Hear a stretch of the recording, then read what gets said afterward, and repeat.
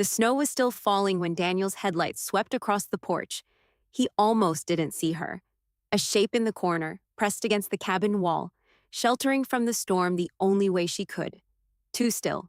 Then it shifted, barely, and he was out of the car before he had time to think. She was on the floor, knees pulled tight against her chest, arms wrapped around herself. Her coat was soaked through. Her lips were the wrong color, blue at the edges. A stranger who had found his porch and had nowhere else to go. Daniel pulled off his own coat without asking. He draped it over her shoulders and she flinched, like she hadn't expected warmth, like she had stopped expecting anything at all. "Let's get inside," he said, not a question. She looked up at him, dark eyes, exhausted, and something else. Surprised, like she had been sitting there waiting for no one in particular. He opened the door. She hesitated. Then she came in. She had not planned for any of this. The drive had started in the afternoon, with her car packed and Marcus standing in the doorway of their apartment with his arms crossed, saying nothing. She had kissed him on the cheek the way she always did when she left. His cheek was warm. She felt nothing. That was the problem. 3 months of nothing. The ring on her finger caught the light as she pulled out of the parking garage. She turned her hand over and put it flat on her thigh so she didn't have to look at it. She had been doing that for weeks, turning her hand over. She drove. The highway was fine. The first 40 minutes of mountain road were fine. The snow started light, the kind that looks pretty, the kind that's easy to drive in if you're careful. She was careful. She always was. She had been driving away from Marcus for 3 hours and she felt for the first time in months like she could breathe. That was also a problem. A person who could breathe easier driving away from their fiancé than sitting in the same room as him had a decision to make. That was why she had booked the inn. 3 days alone on a mountain, quiet, space, the conversation she had been putting off having with herself. She was not running away. She was just giving herself room to think. The snow got heavier around 4:30. She slowed down. She reached into her purse and checked her phone. No signal. 0 bars. She set it on the dashboard and kept both hands on the wheel and watched the road and told herself the inn was only 20 more minutes. The ice patch was invisible under the new snow. She felt the car go before she understood what was happening. One moment the wheel was in her hands, responsive and normal. The next it was nothing. The car was moving sideways, tires screaming against the road, and then the front end hit the snowbank on the right side with a crunch that went through her whole body. She sat very still. The engine was still running. She pressed the gas. The wheels spun. A high, thin sound, rubber burning against nothing. She pressed harder. The car rocked slightly but didn't move. The front end was buried to the hood in packed snow. The wheels kept spinning, and she could smell something burning, and the car wasn't going anywhere. She turned off the engine. The sound stopped. The silence was immediate and total. She tried the door. It opened. Cold hit her like something solid. She got out and walked around the front of the car. The left wheel was buried deep, packed solid with snow. The bumper pressed against the bank. She tried to kick the snow loose. Her boot hit ice. Nothing moved. She got back in the car, tried the engine again. The wheels spun again. The smell got worse. She turned it off. Her hands were trembling. Not from cold yet, from adrenaline and the beginning of real fear. She sat there and made herself breathe and thought about what she had. Coat, boots, no way to call for help. Daylight disappearing fast, the inn 20 minutes away. Or not 20 minutes, maybe 10 on foot, maybe 30. She didn't know. She sat in the car for 2 minutes. Then she picked up her purse, left the suitcase, and got out. The cold was immediate and serious. She had been in cold before, but this was different. The mountain kind, the kind with no shelter and no warmth anywhere close. The snow was mid-calf deep on the road, and deeper where the wind had pushed it. She walked. Her breathing was too fast at first. She made herself slow it down. 1 foot, then the other. The road was there under the snow somewhere. She kept to the middle, watched for the guardrail on her left. The trees were dark on both sides. The light was going. She walked for what felt like a long time. Her face went numb first, then her hands, even inside her gloves. Her coat was holding, but just barely. She could feel the cold working through the fabric, finding the edges, looking for a way in. She kept walking. The trees thinned. Through them, she saw a shape, a building, a porch with a roof, which meant shelter from the snow even if the door was locked. She got there, tried the door, locked. She sat down where the roof kept the snow off, pulled her knees to her chest, wrapped her arms around herself. The shaking had started. She thought about Marcus, about the ring turned face down on her thigh, about how she had driven away and felt relief instead of sadness. She closed her eyes for a moment. The cold got worse. She was so tired. Her eyes started to drift. Then headlights swept across the porch. She blinked, looked up. A car was turning into the driveway, slow and careful through the snow. The headlights went dark. A door opened. A man stepped out. Tall, dark coat. He stopped when he saw her. 2 full seconds of stillness. Then he was walking toward her, fast, boots punching through the snow. "Are you all right?" Deep voice. The concern was immediate and real, not polite. She opened her mouth. What came out was the sound of her teeth. He didn't wait. His hands went to his coat, shrugged it off in one motion, draped it over her shoulders. The warmth hit her all at once, sudden and complete. Her eyes stung with it. "How long have you been out here?" She shook her head. She didn't know. He crouched in front of her.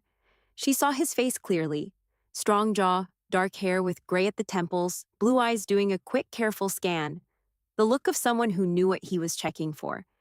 "Your hands are blue." Calm. A diagnosis.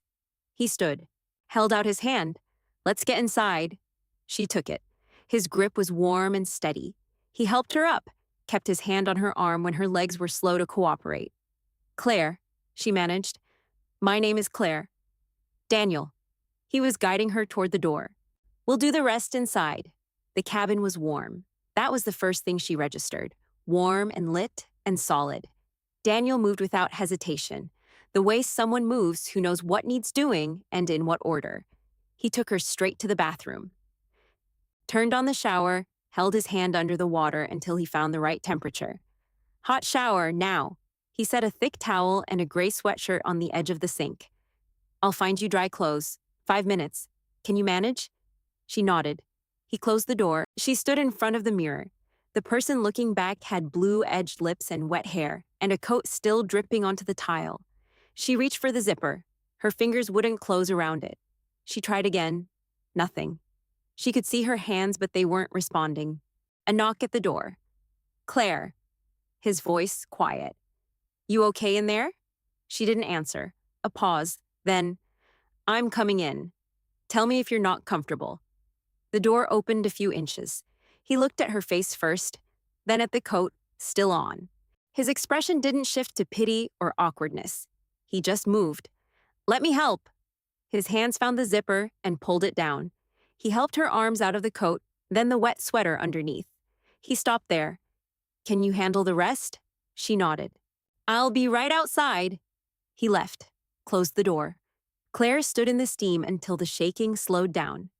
15 minutes later, she came out. The sweatshirt reached her mid-thigh. Her hair was damp. Her skin was pink again. Daniel was in the living room. Fireplace lit. 2 mugs on the coffee table. He was in the armchair, not the couch, and he didn't stand when she came in. He just looked at her quickly, the same professional check, and then his shoulders settled. "Better?" "Much." She sat on the couch and wrapped both hands around the mug. "Hot chocolate." "Thank you. I don't know what would have happened if you hadn't come when you did." She didn't finish the sentence. They both knew. "Want to tell me what happened?" he asked. No judgment in it, just the question, open, waiting. She looked at the fire, and she told him. She had assumed he would ask her to leave in the morning. She woke up in a bed that wasn't hers, in a cabin that wasn't hers, wearing a sweatshirt that smelled like someone else's soap. Outside the window, the snow was still coming down. She lay still and listened. Then she heard it. A cabinet opening. A pan on a burner. She got up. Daniel was at the stove in a flannel shirt and jeans. Coffee was already made. He turned when he heard her. "Morning." He nodded toward the window. "You're not going anywhere today?" She looked. The driveway had disappeared under 2 feet of fresh snow. "The road?" she asked. "Called the county this morning. Closed. 2, maybe 3 days." She stood there taking that in. "Sit down," he said. "I'm making eggs." She sat at the kitchen table. You didn't have to. I was making them anyway. He cracked 2 eggs into the pan. How do you take your coffee? Black. He poured a mug and slid it across the table without commentary.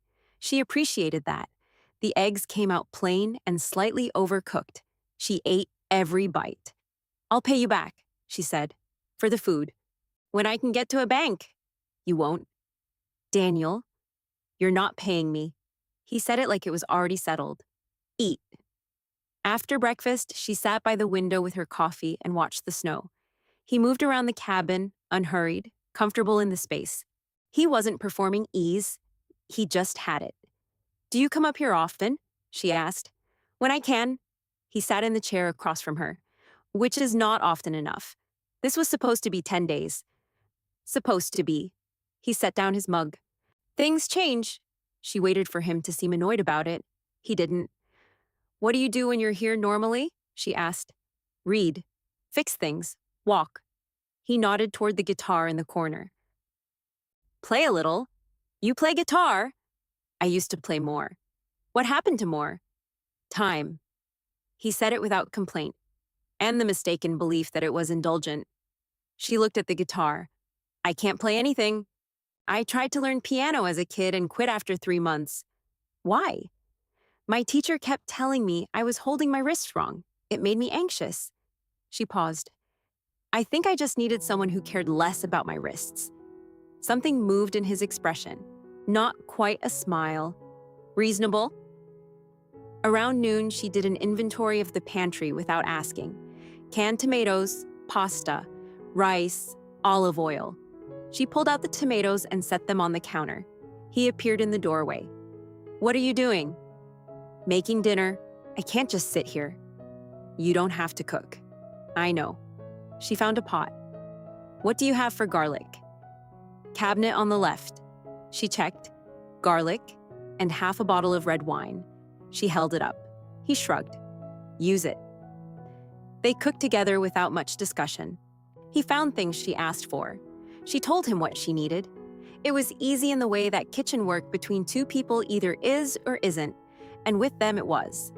Do you cook at home? He asked, passing her the olive oil. When I have time. I teach high school, so time is complicated. What subject? Literature. She stirred the sauce. I know. Very practical. I didn't say that. Everyone thinks it. She glanced at him. What do you like to read? History, mostly. Some fiction. I like things that happened. That's very doctor of you. He considered that. Is it? Empirical? Evidence-based. What do you read? Everything that didn't happen. She smiled a little. Which is very teacher of me. He almost smiled back. They ate at the small table by the window. The snow had softened to something quieter outside. Can I ask what brought you up here? He said. Before the accident. She turned her wine glass in her hands. I needed to think through something, she said. A decision I've been putting off for a while. The inn you mentioned. Yes. She looked at the table. I thought being away from everything familiar would help. Did it? She almost laughed. I never made it to the inn. He nodded. He didn't push further. She appreciated that too. They were quiet for a moment. The snow outside had gone almost still. Do you like it? She asked. Emergency medicine. Do you actually like it? He looked at her. What made you ask that? You said it was easier, not that you loved it. He considered that. I love the work, he said. The clarity of it. Someone comes in and they need something specific and you either have it or you don't. No ambiguity. And outside of work? Outside of work, there's a lot of ambiguity. Teaching is the opposite, she said. Everything is ambiguous. A book means 17 different things depending on who reads it. A student who seems fine isn't. One who seems completely lost suddenly gets it, all at once, and you have no idea what clicked. Does that bother you? Not knowing? It used to. She turned her glass again. Now, I think not knowing is where the interesting part lives. He turned his coffee mug slowly in his hands. I'm starting to think that too, he said. She traced the rim of her glass with one finger before she looked back at her wine. They washed the dishes together. He washed, she dried, And it was the same as the cooking. Just easy. She went to bed early. He was still reading by the fire when she said goodnight. He looked up. "Sleep well," he said. She did. Before we continue, if you're enjoying the story so far, please consider leaving a like and subscribing. Now, let's see what happens next. By the second morning, she had stopped feeling like a burden. The sky was still flat and white, but different, quieter. The snow had thinned to something occasional and soft. She came downstairs to find Daniel outside on the porch, stacking wood. She watched him through the window for a moment. He worked without rushing, methodical, hands that knew what they were doing. She made coffee. When he came back in, stamping snow from his boots, she had a mug waiting. He took it, wrapped both hands around it for a moment. "Thank you," he said. 2 words. They landed differently than when she said them. More settled. "There's no food for breakfast," she said. I looked. "There's peanut butter." "That's not breakfast." "It is if you're flexible." He got the peanut butter from the back of the cabinet. Last resort tier. Means we haven't run out of everything yet. That is a concerning system. It works. She found the bread, made 2 pieces of toast, and covered them generously. They ate standing at the counter, which felt right for peanut butter toast. "Tell me about where you live," he said, "when you're not here." "Portland, apartment with a view of a parking garage." She thought about it. "I have a very good bookshelf. That's the best thing about it." "What else?" "It's quiet. I like quiet." She paused. I think I confused quiet with okay for a while. He didn't ask what she meant. He waited. She set down her toast. "The inn," she said. "The decision I was driving toward." She looked at the counter. "I've been trying to figure out how to say something to someone for a long time, and every time I'm in the right place to say it, I find a reason not to." She exhaled. "I thought 3 days alone on a mountain would help me run out of reasons." "And now you're on a mountain," he said. "And now I'm on a mountain." "Fewer distractions," he said. "Considerably." She picked her toast back up. "Is that strange to hear? As strangers' problems before 9 in the morning?" "No," he said it directly. "I work in emergency medicine. People tell me things in the first 5 minutes that they haven't told anyone." "Does it stay with you?" "Some of it." He looked at his mug. "The cases I couldn't fix. Those stay." "What do you do with them?" He thought about that. "I come here," he said. "Stack wood. Make bad pancakes." A pause. "It doesn't solve anything, but it reminds me that some things are just simple." She set down her toast. "Like peanut butter toast," she said. "Exactly like peanut butter toast." She smiled. He noticed it. She saw him notice it and look away and not make anything of it. They spent the morning reading, she on the couch, he in the armchair by the window. It was the same comfortable quiet as the evening before. At some point, the fire burned down, without either of them noticing, and the room got cold. She got up to put a log on. The wood was in the box beside the fireplace, but the box was almost empty. She looked at it, looked at the fire, looked toward the porch where she had seen him bring wood in. "The wood box is low," she said. "I'll get it." He was already up. "I can help." "Stay." He said it without making it an order. "You'll freeze." "I'll be 2 minutes." She sat back down, watched him go out through the side door, heard him moving on the porch, the thud of logs being lifted. He came back with an armful, stacked them in the box, put 2 on the fire, did it efficiently without drama. Then he brushed his hands on his jeans and sat back down. She had been watching. He looked up and caught her. "Thank you," she said. "It's my wood." A slight lift at the corner of his mouth. "Still." She pulled the blanket she'd found over her knees. "You keep doing that." "Doing what?" "Noticing things before I have to ask." She looked at the fire. "I'm not used to that." He was quiet for a moment. "You should be," he said. She felt it land in her chest. Simple, direct, not performed. She picked up her book. He was already reading again. She read the same paragraph 3 times. That evening, she made soup from the canned things. He came to help without being asked, opened the cans, stirred when she needed to step away. "Plot or voice?" she said, out of nowhere. He looked at her. "What?" In a book, if you had to choose, plot or voice. He thought about it seriously, which she appreciated. Voice, he said. A good voice makes me forgive almost anything. Wrong, she said. He raised an eyebrow. Voice is the entry point, she said. But plot is the reason you stay. Voice gets you in the door. Plot makes you miss your stop on the train. Those aren't mutually exclusive. They are when you're choosing. She stirred the soup. If a book has beautiful voice but nothing happens, you admire it. You don't finish it. I've finished books where nothing happened. Name one. He thought for a moment. She waited. Fine, he said. I can't. She pointed the spoon at him. The spoon slipped. It clattered onto the counter, and they both reached for it at the same time, hands briefly overlapping before she pulled back. Plot, she said, picking it up. Her cheeks were slightly warm. I'm unconvinced. You just admitted I was right. I admitted I couldn't immediately name an example. That's different. He leaned against the counter. What about books where something happens on every page but the voice is flat? You finish those? She considered. No, she said. But I start them. So neither works alone. That's not what I said. It's what you implied. She turned to face him. He was almost smiling. The real one. You're arguing just to argue, she said. I'm a doctor. We're trained to question the premise. And teachers are trained to not let students off the hook.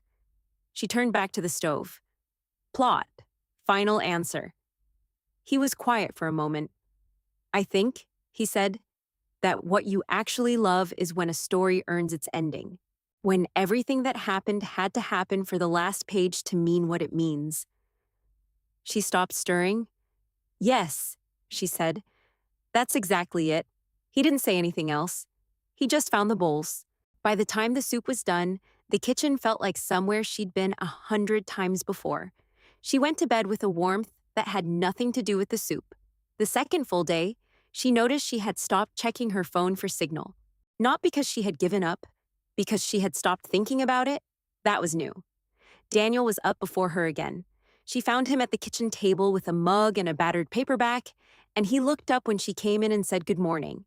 And she said good morning back, and neither of them made it strange that this was the third morning in a row. She poured coffee, sat across from him. He went back to his book. She looked out the window. What are you reading? She asked. He turned it over. History of the Fur Trade in the Pacific Northwest. Of course you are. He put the book face down on the table. Very you, she said. How do you know what's very me? You're empirical, evidence-based. She nodded at the book. You want to understand how things actually happened. He considered that. What are you reading? A novel about a woman who fakes her own death to escape her life. And how's that going for her? Complicated. She keeps missing the people she was running from. He was quiet for a moment. Ironic genre choice. She set her mug down. You came up here to escape, he said. Now you're reading about someone who can't. I wasn't escaping, she said. I was thinking. What's the difference? She opened her mouth, closed it. The intention, she said finally. And the result? She picked up her mug. Ask me when the road opens. He almost smiled. That small one, the real one. Then went back to the fur trade. She liked that he didn't push. She liked that he made room for answers that weren't ready yet. She poured more coffee, leaned back in her chair. Do you ever get it wrong? She asked. At work. A call that turned out to be wrong. He put the book down, gave her his full attention. Yes, he said. What do you do with it? Write it up, review it, figure out what I missed. Straightforward, no drama. And then I go back in. Just like that. There's no other option. If I stopped every time I got something wrong, I'd stop. He picked up his mug. You learn from it, you carry it, you keep going. She looked at her coffee. I think I've been stopped for a while, she said quietly, afraid of getting something wrong. He was quiet for a moment. Knowing something is wrong isn't getting it wrong, he said finally. It's just knowing. The hard part is doing something with that. She sat up straighter. You're surprisingly good at this, she said. At what? Saying the useful thing? I've had a lot of practice with people in hard moments. This doesn't feel like a hard moment, she said, and she meant it. The kitchen, the coffee, him across the table. None of this felt hard. He seemed to understand exactly what she meant. Her fingers tightened around the mug. He looked back at his book, but didn't turn the page. After a while, she got up to refill both mugs. She set his in front of him and sat back down. Tell me something good, she said. About your work? A case that stayed with you for the right reasons? He looked at her, not expecting the question. There was a girl, he said, 8 years old, came in not breathing. Her father had found her in the pool, 6 minutes without air. He stopped. Everyone in that room knew what 6 minutes meant. She held still. We got her back, he said. 14 minutes later, she was breathing on her own. I came to check on her 2 days later. She was sitting up in bed arguing with her mother about what to watch on television. A pause. That one stays. How do you carry the ones that don't go that way? Not well at first. He looked at the window. Then you understand that carrying them is part of it, that forgetting would be worse. She understood that. The weight that proves something mattered. I had a student 3 years ago, she said. Barely spoke, never turned in anything, sat in the back like he was waiting for the hour to end. I almost gave up on him. She wrapped both hands around her mug. In April, he turned in an essay about the Great Gatsby, 8 pages. He wrote about Gatsby waiting at the end of the dock for something that would never come back. A pause. He wrote that he understood Gatsby because he had been waiting for his dad to come home for 4 years. Daniel said nothing. I kept that essay, she said. I still have it. Did he know? I told him at graduation. He cried. I cried. His mother cried. That's the job, Daniel said. That's the job, she agreed. She wrapped her hands around her mug. He was quiet across the table. Outside, the clouds had thinned a little more. After lunch, she was on the couch with her book when he came in from the porch with a split piece of wood in his hand and a look of mild frustration. The firewood is damp, he said. Is that a problem? It won't catch well.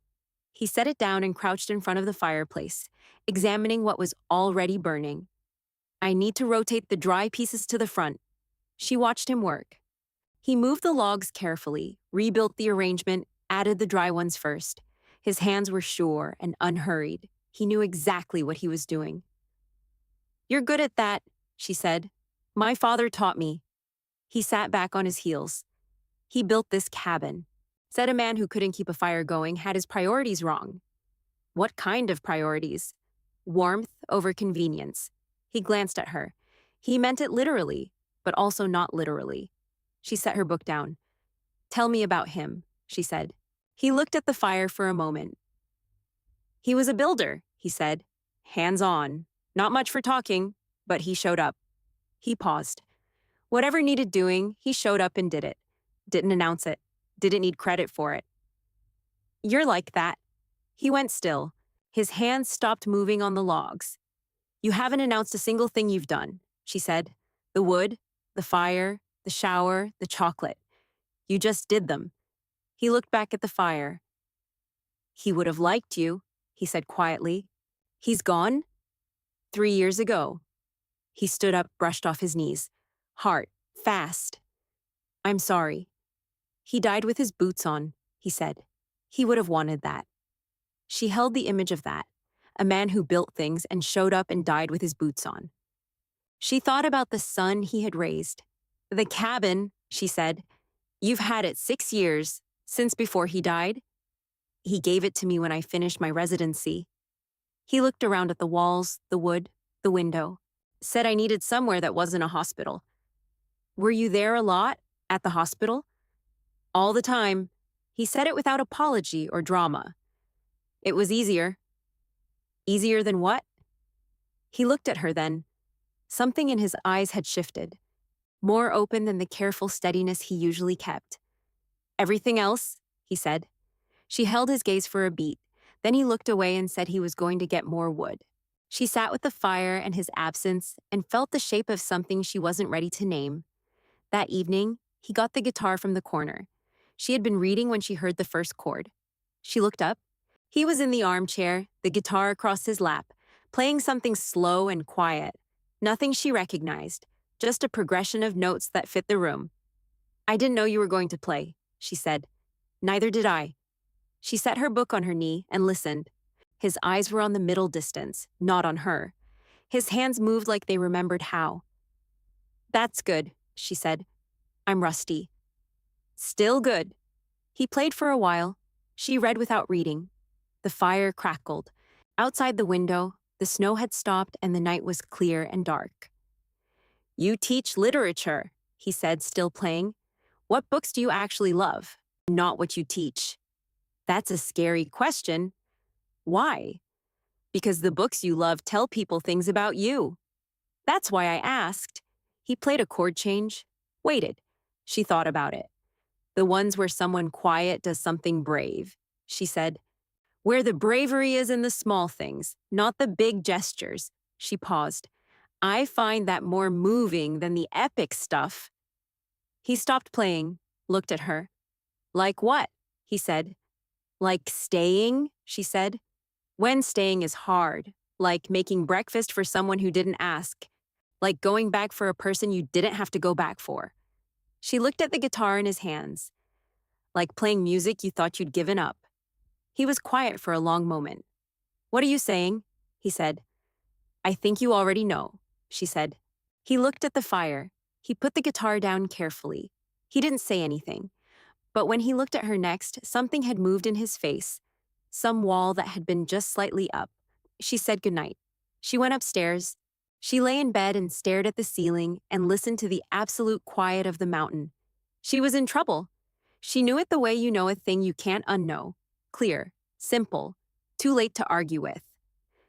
The third morning, the sky showed blue. Not all of it, patches through the cloud, but real sky, sharp and cold and promising. She was at the kitchen table when he came down. She had made coffee. He stopped when he saw her, the way he sometimes did. A short pause before he moved again. "Blue sky," she said. "Some of it." He poured coffee. "Road might open tomorrow." She turned her mug in her hands. The ring caught the light. She turned her hand over. He sat across from her. He had noticed. She saw him notice and choose not to say anything. They were quiet for a moment. "You mentioned an engagement," she said. "Before. You didn't say much about it." She said I was emotionally unavailable, he said. That I would always choose the work. That there was nothing left for anyone else. He paused. "At the time, I thought she was probably right." She waited. He put his mug down. Not quickly. The way someone sets something down when they've decided to say something. "But these last 4 days," he stopped, started again. "I've been here, every minute. Not because I decided to be. Because I couldn't not be." His voice stayed low. "That's never happened before." Her pulse was somewhere in her throat. "So maybe it wasn't that I couldn't show up," he said. "Maybe it was that I had never met someone I wanted to show up for." The ring felt heavy on her hand. The room was very quiet. "Daniel," she said. "I'm not asking you for anything," he said quickly. "There are things you need to figure out, and I know that. I just needed you to know what this is." He paused. "From where I'm sitting," she pressed her palm flat against the table. Something in her chest had loosened, and something warmer and more complicated had taken its place. "I know," she said. "Do you?" "Yes," she said. "I do." They sat with the blue sky growing bigger outside the window and the coffee going cold between their hands. Neither of them moved to break it. On the third night, she came downstairs for water and found him at the window. The living room was lit only by the fire, low and orange. He was standing with his hands in his pockets, looking out at the dark. He hadn't heard her. She crossed to the fire and sat down on the floor beside it. After a moment, he came and sat close to her. Not far. "Can't sleep?" she asked. "Could ask you the same." The fire was low. She should have put a log on. She didn't move. "Tell me something," she said. "What do you want to know?" "Anything real?" He thought about it. "I haven't taken a vacation in 4 years," he said. "This was supposed to be the first one." "I know. I'm sorry." "I'm not." He said it plainly, without looking at her. Not even a little. The fire shifted. A log dropped and sent up a brief flare. She was aware of the distance between their shoulders, of his breathing, slow and even, of the way the fire lit the side of his face. Daniel! He turned. She was already looking at him. His expression was open in a way she hadn't seen before. He wasn't being careful with it. She wasn't sure which of them moved first. Maybe neither. Maybe the distance just closed. His lips met hers, soft, brief. A question. She answered it. Her hand came up to his jaw. Then he pulled back. Not fast. Like it cost him something. His hands were on her face, thumbs at her cheekbones. He stayed close. Close enough that she could feel his breath. Claire. His voice was low. You still have a fiancé. He exhaled slowly. I won't kiss you while you belong to another man. She sat very still. He lowered his hands, turned back to the fire. She stayed. She didn't have words that weren't enormous and too much for this room. He reached for a log and set it carefully in the fireplace. They sat for another 10 minutes without speaking, not awkwardly, just carrying something together. She said goodnight and went upstairs. She pressed her fingers to her lips in the dark. The ring on her hand was cold. Across the hall, she heard him stop moving. She heard the long quiet before he moved again. He lay awake for a long time. He had kissed her and stopped himself. He had felt her answer. And now he was staring at the ceiling of a cabin that had not felt quiet since the first night she was in it. He understood, clearly and without drama, that she was the reason.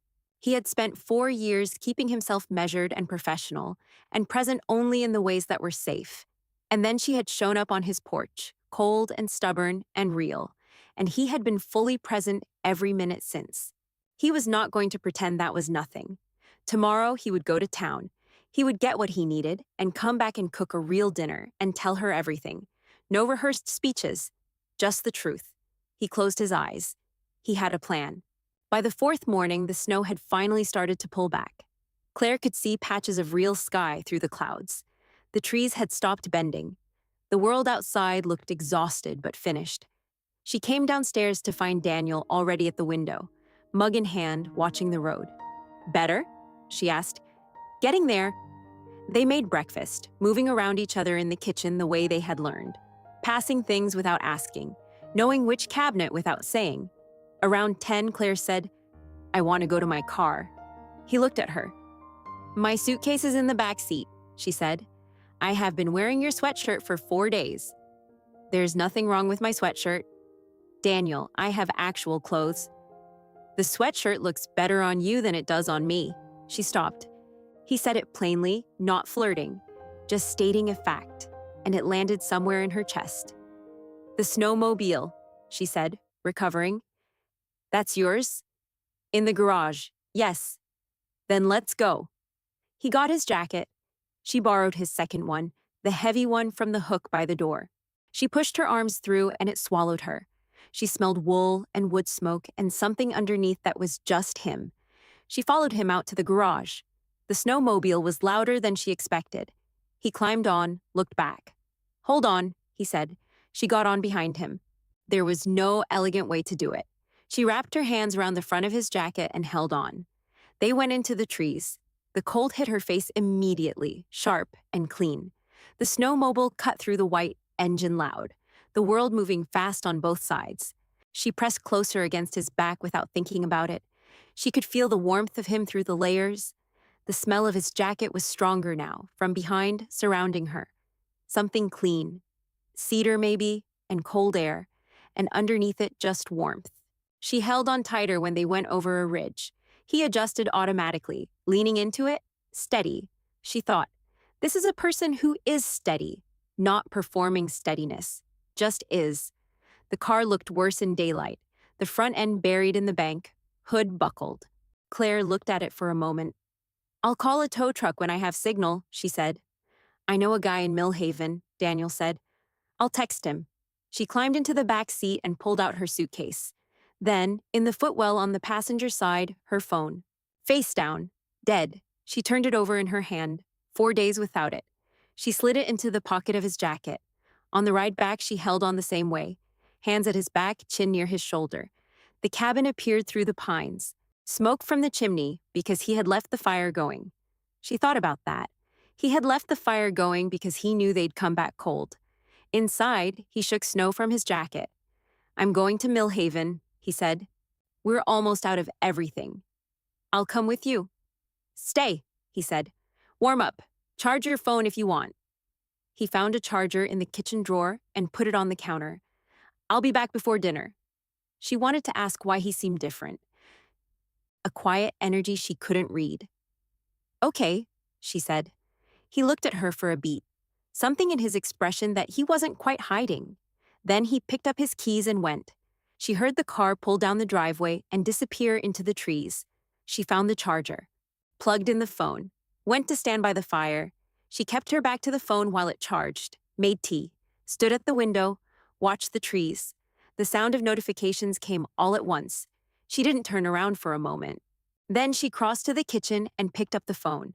14 missed calls, 22 messages, all from Marcus. The timestamps went from worried to frantic to something that was working hard to seem controlled. Then it rang. She answered. "Claire," his voice was tight. "Where have you been? Where are you right now?" "I'm safe, Marcus." "You didn't check in. The inn called me. I called the police." A pause. "Do you understand how many people have been trying to reach you?" "I was in an accident," she said. "The car went off the road. My phone died in the car. There was no signal." Silence. Then, "An accident. I'm fine. I wasn't hurt. I found shelter." "Where?" She looked at the fire. "A cabin. A man was there. He let me stay. His name is Daniel. He's a doctor." Another silence. Longer. "A man?" Marcus said. "Yes. You've been with a man for 4 days. I was stranded in a blizzard with no phone and no way out," she said. "I didn't have other options." "Right." His tone went smooth, the explaining voice. "Listen, Claire, I'm so relieved you're safe. I really am, but I need you to think clearly for a second." "I am thinking clearly." "You were in crisis," he said. "You were cold, scared, alone. Someone stepped in. That creates a very powerful emotional response. It's documented. You start attaching to the person who helped you. You think you feel something, but it's the situation, not the person." A pause. "He has an oath. He acted on training and instinct. That's what doctors do. That's not personal feeling, Claire. You're smart enough to know the difference." She looked at the fire. "Gratitude can feel like a lot of things," Marcus continued, gentle now, patient. "But it's not what you think it is. Come home. We'll talk. 3 years is real. Whatever you think happened up there is the storm talking." She was quiet. "Claire, I'll call you back," she said. "Don't hang up. I'm not." She ended the call. She set the phone on the counter. Her hands were completely steady. The decision about Marcus had been made before she picked up the phone. It had been made before she got in the car 4 days ago. She just hadn't said it out loud yet. That part was clear, but Marcus's words were still in the room with her. Gratitude, training, and instinct. The storm talking. She looked at the guitar on the couch, at the 2 mugs on the coffee table, at his jacket on the hook by the door. Was he right? Had she confused rescue with something real? She needed space that wasn't this cabin, somewhere without his things in every corner, to sit with it clearly. She went to the garage. The second snowmobile was there. She went back inside, found paper. She wrote, "Thank you for everything you did, for the shelter and the food and the care. I hope I didn't ruin your vacation. Thank you for being so professional about all of it." She read it back. The word professional sat there on the page. She folded the note and left it on the kitchen table. She packed her suitcase quickly, put on her own coat, which had dried, picked up the phone and turned it off. She went to the garage, found the key, and sat on the snowmobile for one long moment. She started it and drove out toward the road. He came back to a cabin that felt wrong before he opened the door. He noticed it from the porch. Something about the light inside, the quiet. He went in, set the bags on the table, the flowers, yellow ones from the stand near the register. He set on the counter. The fire was low. The cabin was quiet in a specific way, the way a room feels after someone has left it. He saw the note. He opened it slowly, read it once. Thank you for being so professional about all of it. He put the note down. He stood at the table with both hands flat. He looked at the two mugs on the coffee table, her mug and his mug from this morning, still where they had left them. He picked up the flowers, looked at them, put them back on the counter. He went to the living room, picked up the guitar, held it for a moment, set it down without playing a note. He went to the kitchen, looked at the groceries, the good pasta, the wine, the vegetables he had been going to cook with actual attention. He put the pasta in the cabinet. He put the wine on the counter and did not open it. Her scarf was still on the hook by the door, gray, plain. He reached out and touched it once, left it where it was. He stood in the middle of the room. The fire had gone low. He put a log on, more from habit than from cold. Watched it catch. He sat on the floor in front of it, the same spot where they had sat 3 nights ago, her side empty beside him. He stayed there until the log burned down. Then he got up, made himself eat something standing at the counter, and went to bed. He lay in the dark. Professional. By morning, it had become something he needed to fix. He had been alone in the cabin for 1 full day, and the quiet was the wrong kind. He made coffee he didn't drink, made eggs he ate 2 bites of, went out and stacked wood he didn't need.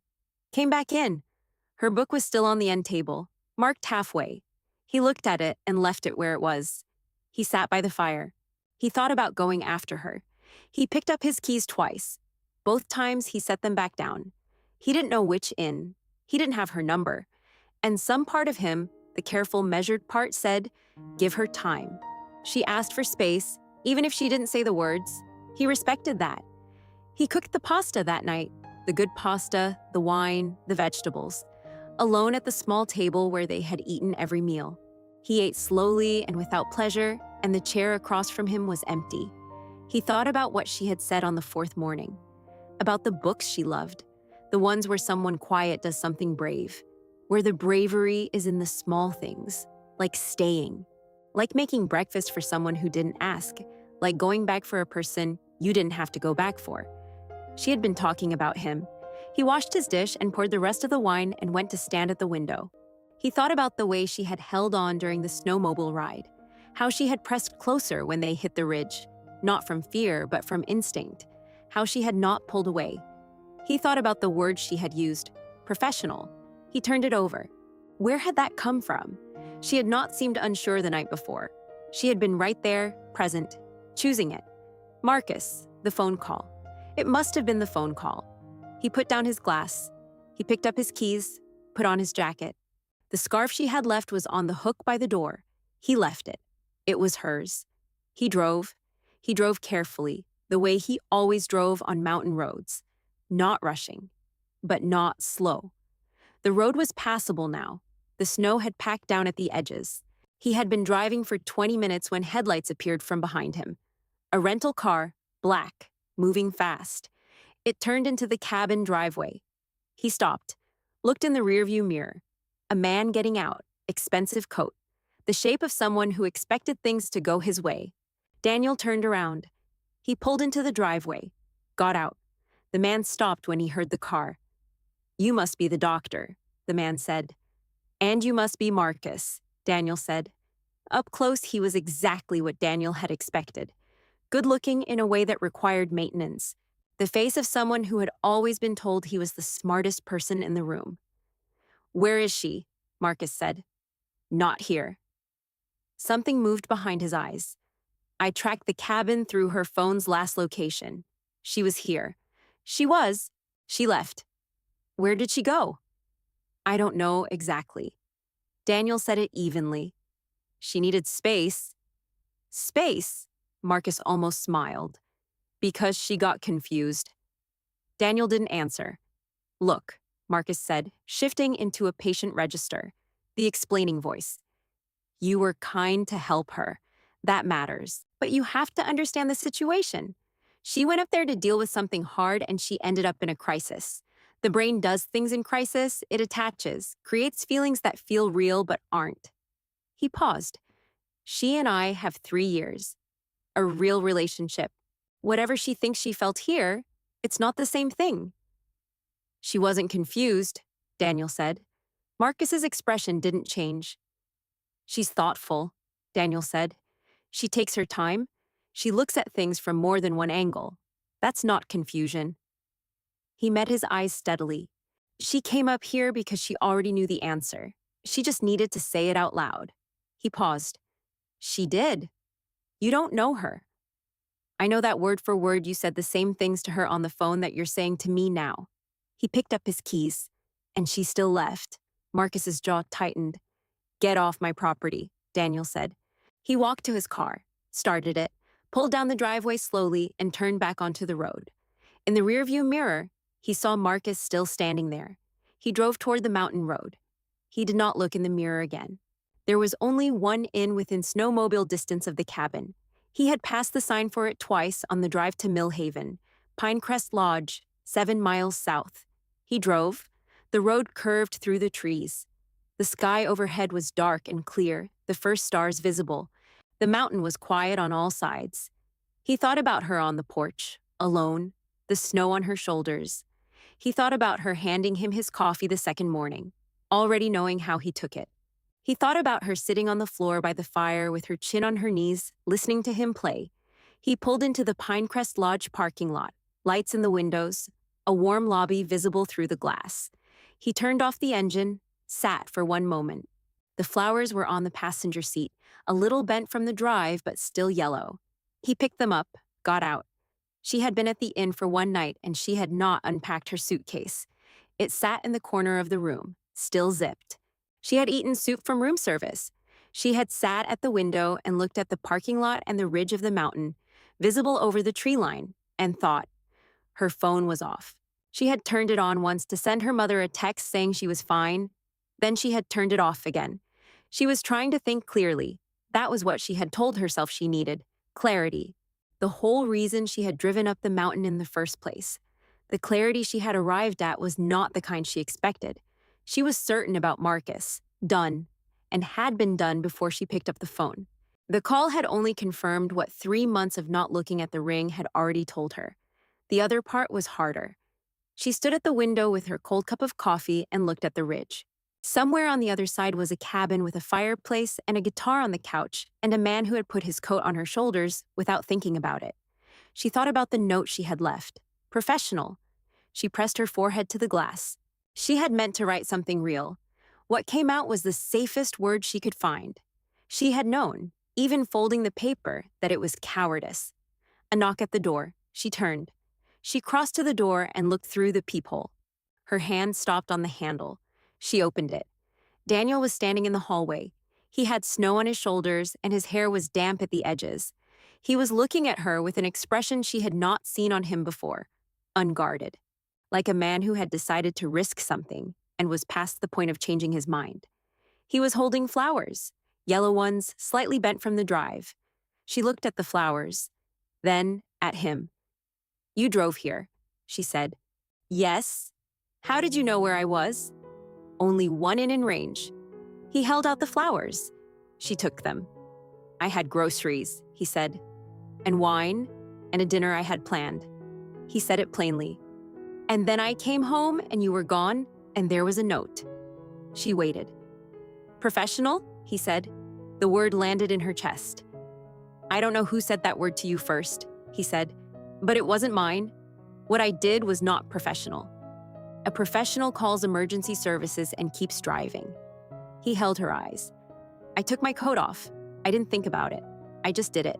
Because you were cold and you needed it, and that's what you do when someone needs something you have. She didn't say anything. I need to tell you something, he said, and I need you to hear the whole thing. She stepped back. He came in. He sat on the edge of the chair. She sat on the bed facing him, the flowers still in her hands. My ex was right that I was unavailable, he said. I kept myself at arm's length from anything personal, told myself it was the job, that I was better at the professional version of care where there are rules and outcomes. He paused. And then you showed up on my porch, and I couldn't keep the distance, not for 1 minute. She held still. I noticed when you were cold before you said it, he said. I knew how you took your coffee by the second morning. I looked forward to hearing you come downstairs. He exhaled. I thought about you every hour you were away. Not as a patient, not as someone I'd helped, just as you." He looked at her. "That is not professional. That is the first true thing I've felt in 4 years." She looked at the flowers in her hands. "I had the whole dinner planned," he said. "Pasta, good wine, the olive oil I actually like." A slight shift in his expression. "I was going to tell you all of this over dinner, which was probably ambitious." She laughed. It came out half-sob. "And then I came home and the cabin was quiet," he said, "and you had called me professional, which I did not appreciate." "I'm sorry," she said. "That was cowardice." "I know." He said it gently. "I also know what you were dealing with. I know who called you, and I know what he said to you, because he said the same things to me." She went still. "He came to the cabin," he said. She stared at him. "He tracked the location through your phone. He came looking for you and found me instead." He met her eyes. "He told me you always came back, that you'd confuse the situation with feeling. That 3 years was a real relationship, and whatever happened in the cabin was just the storm." He paused. "He said you were naive." She felt the anger move through her, clean and clear. "He's wrong," she said. "I know he's wrong. About all of it." Her voice was steady. "I knew what I felt. I've known since the first morning. I turned my hand over because I didn't want to look at the ring, Daniel. That started before I even got in the car." He was still. "I was afraid it wasn't real," she said. "Not because I doubted it, because it was so fast and so easy, and I thought easy things don't last." "They do," he said. "If the people are right." She set the flowers on the nightstand. "What happened to Marcus?" she said. "He stood in my driveway for a while," Daniel said, "and then he left. He'll be back. Maybe." He leaned forward, elbows on his knees. "But not tonight. And you don't have to deal with it tonight." She looked at him. This man who had driven here with bent flowers and no speech prepared, who had come not because he was performing something, but because he needed her to know the truth and couldn't leave it unsaid. "I am not confused," she said. She stood up. She crossed to him and held his face in both hands and kissed him the way she had wanted to since the night by the fire. Not brief, not tentative. The kind of kiss you give when you've decided. He kissed her back the same way. His hands came up to her waist and pulled her closer, and she felt the warmth of him all the way through. The same warmth as the coat on the porch, but nothing like it. Her fingers were in his hair. His breath was warm against her lips. She could feel his pulse under her palm. When they finally stopped, he pressed his forehead to hers, both of them breathing. His hands were still at her waist. She kept hers on his jaw. Neither of them moved for a long moment. "The dinner," she said. "Can we still have it?" "I left the groceries at the cabin." "Then we'll go back to the cabin." He pulled back enough to look at her. "Okay," he said. She looked at him for a moment. The unguarded face. The blue eyes that had been the first thing she really saw. "You came," she said. "You drove here, and you came." "Of course I came," he said. She believed him completely. 1 month later, she found him on the porch with his coffee and a look on his face like he was solving something. It was early, still blue outside. She had driven up the night before, after her last day before winter break, and they had made dinner and talked until midnight and fallen asleep on the couch. She poured coffee and went out. He turned. The look on his face settled when he saw her, like something coming into focus. "What are you thinking about?" she asked. "Nothing serious." He moved to make room at the railing. "Just thinking." She stood beside him. The snow had come back overnight, the quiet kind, and had turned everything soft. "I put in for a schedule change," he said. "Fewer overnights, more regular hours." She looked at him. "I've been thinking about what's worth showing up for," he said. "I made a list." "A list?" "Short list." He looked at her sideways. "You're at the top." She turned her coffee mug in her hands. "You didn't have to do that," she said. "I know." He said it the way he always said it, like the decision was already made. "I wanted to." She leaned into him, shoulder to his arm. He shifted to make room. "My first-year students are doing Great Expectations next month," she said. "I keep thinking about Pip." What about him? He spends the whole book wanting things that are wrong for him, and the thing that was right was there the whole time. She paused. He just couldn't see it. Because he was looking at the wrong things. Exactly. She looked at the snow. I think I was doing that for a while. He was quiet for a moment. I think I was too, he said. A car slowed at the end of the driveway. The mail carrier. She went down to get it. A small stack of envelopes and underneath a flat cardboard box with her name on it. Her name, the cabin address, in handwriting she recognized. She stood in the driveway for a moment. Daniel appeared at the top of the porch steps. Everything okay? I think so. She brought the box inside, opened it at the kitchen table. Inside, her ring. A sweater she had left at Marcus's apartment. A book she had been missing. And a note, folded once. She opened it. Claire, I should not have said the things I said. I am returning what is yours. M. She read it, set it down, showed it to Daniel. He read it, put it on the table, looked at her. Okay? He asked. She thought about it honestly. Yes, she said. I really think so. She picked up the ring, turned it over. It caught the winter light through the window, the same way it had in the car on the drive up the mountain, when she had turned her hand over because she couldn't look at it. She put it back in the box. I'll donate it, she said, or sell it. Something useful. Whatever you want. She looked at him, standing in his kitchen in the morning light, coffee in hand, completely unhurried. I want breakfast, she said, and I want to teach you something. What? My grandmother's pancakes. She headed for the pantry. She made them every Saturday when I was a kid. She said the recipe was simple, but most people got it wrong because they rushed it. Did they? Everyone rushes things. She pulled out the flour. She said the batter needed time. You mix it, and then you leave it alone for 10 minutes, and then you cook it. If you rush the waiting, they come out flat. He came to stand beside her. Show me, he said. She measured the flour. He watched. She explained each step without hurrying. He asked good questions. She answered them. When the first pancake hit the griddle, the smell filled the kitchen. That's right, she said. How do you know? Because that's how Saturday morning is supposed to smell. She looked at him. Have you never had a Saturday morning smell, right?